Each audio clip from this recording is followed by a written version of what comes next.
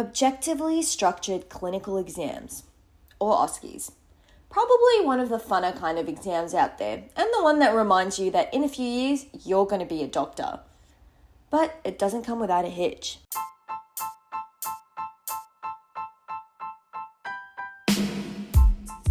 Hey, it's Hassa Slayman, and you're listening to Confessions of a Doctorholic. So today I thought we'd talk about how an OSCE really goes down. So, we line up like a group of kindergarten kids in a random order that they allocate to us, and it's usually in the order of us going and standing in front of the stations. So, we stand with our backs turned to the station, and you're usually facing someone because the stations are across from each other. Then you suddenly feel like you're transported into the Hunger Games.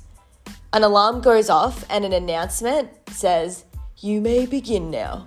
So we turn, like literally speed of lightning, because you only have 2 minutes to read the instructions on the sheet. And the instructions would tell you some more information. So it would tell you, like, for instance, the person came into the clinic and they've got like a heart problem, or you've been asked by your supervisor to get a social history from the patient, etc. Now you walk into the station and you've got 10 minutes to perform a clinical skill or collect a history or phlebotomy or deal with an angry patient. Basically, you can get thrown with anything. You get a 1-minute warning and then you hear, "Change station now," and you move on to your next station. Not so surprisingly though, it doesn't run as smoothly. Here are some interesting situations that every medical student can relate to. Let's start with clinical skills. Okay, so number 1, before starting any exam, you have to introduce who you are and that you're a medical student, including the year you're in. But every single year, I'm usually still stuck in the past. So literally, last year, the entire time, I was like, "Hey guys, my name is Hassa Slayman. I'm a first year medical student." Okay, number 2. When do you have to ask for a chaperone? Literally, every intimate exam. But then there's always this worry, like, is it just easier to offer it all the time because you don't want to lose any points? And sometimes that does happen. Number 3, forgetting to wash your hands. Gross, I know. This was before the pandemic, I promise, but I'm guilty as charged. It happened during my formative exam. I was so nervous that I went in there and I started my cardio exam, and the sad part was that I remembered that I forgot right at the end. Okay, there's also stress associated with gloves. Yes, you've heard me correctly. There's stress with putting gloves on. So I've got small, chubby hands, fun size like a Happy Meal, that only fit small. So when you're in a urine dip station, and yes, that is a urine dip station, so basically you've got a sample of urine and we have to check if it's got protein or sugar in it, or like literally anything that's not supposed to be there. And you definitely want to wear your gloves.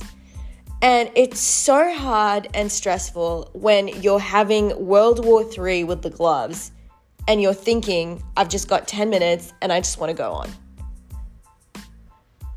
Okay, formative OSCEs again. I had to measure the pulse, except my pulse was going wild as well.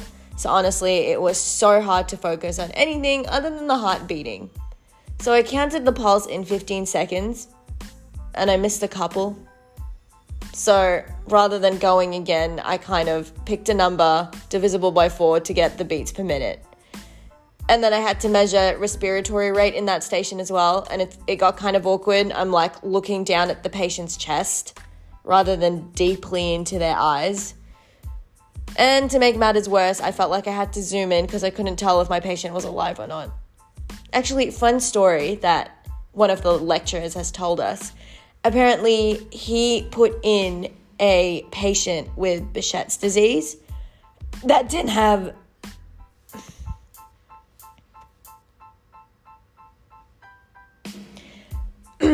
that didn't have a pulse. And he's checked it so many times, you can't tell the pulse. So he just puts it in there to freak some students out, I think. I don't know. And like, apparently this one time, this student decided to go like, oh my God, I think I can feel a pulse. Could have been their own, I don't know. Anyway, reported that, failed the station. Fun fact. Okay, seriously, I swear, I'm like reliving the cardio exam from my first formative. I heard the heart sounds and I just completely forget to comment on everything I was doing. And during part of the exam, I just like literally stopped narrating because I was concentrating too much and the supervisor was sitting behind me. So obviously couldn't tell what I was doing because I wasn't telling him about it. Okay, knee exam, first year OSCE finals. I'm looking at the simulated patient and he had a scar on his left knee. But obviously I had to choose that exact moment to forget my left from my right. I'm a safe driver on the road, I promise. As long as the person next to me gives me good directions. Just kidding. So when I got to my feedback, I was so surprised because my feedback said I commented on the scar on the wrong leg. I was also very annoyed because I saw the scar but commented on it incorrectly.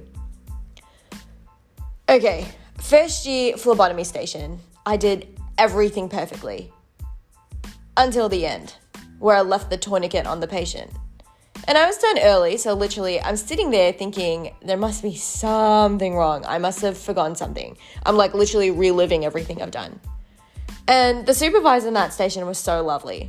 I feel like he must have been like super bored from sitting down through multiple rounds of students because I was sometime in the Arvo. Anyway, so he was sitting there and then he randomly asked me about my summer plans. And I was telling him, I'm traveling with my family. And then I just randomly get up because I remember that I forgot to take the tourniquet off and I take it off. I was also low-key like freaking out a little bit because I was like, okay, I know I'm not allowed to talk to the supervisors in the exam. So does that count as like not okay? I'm not sure.